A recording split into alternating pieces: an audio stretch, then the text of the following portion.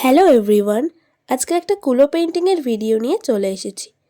এটা ছিল আমার একটা অর্ডারের কাজ, আর এই কাজটা আমার কাছে একটু স্পেশাল, কারণ এটা আমার প্রথম অর্ডারের কুলো।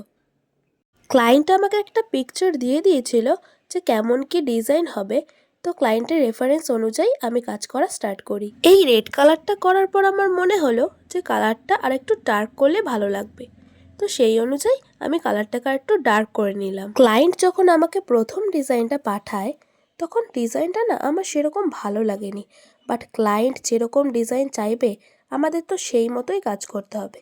কিন্তু এই ডিজাইনটা পুরো হওয়ার পরে লাস্ট রেজাল্টটা যে এত ভালো আসবে আমি ভাবতে পারিনি। পাশের কলকা কমপ্লিট করার পর আমি এখন করে নেব একটা গাঁটছড়া।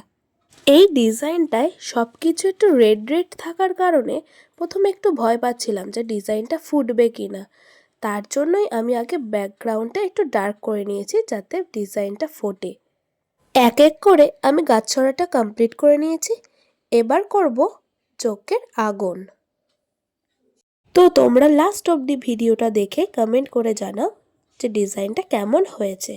আর তোমরাও যদি নিজেদের স্পেশাল দিনে আমার কাছ থেকে বিয়ের পিঁড়ি, কুলো, কাঁচকৌটো নিতে চাও, তাহলে অবশ্যই নিজের পছন্দ মতো কাস্টমাইজ করে নিতে পারো।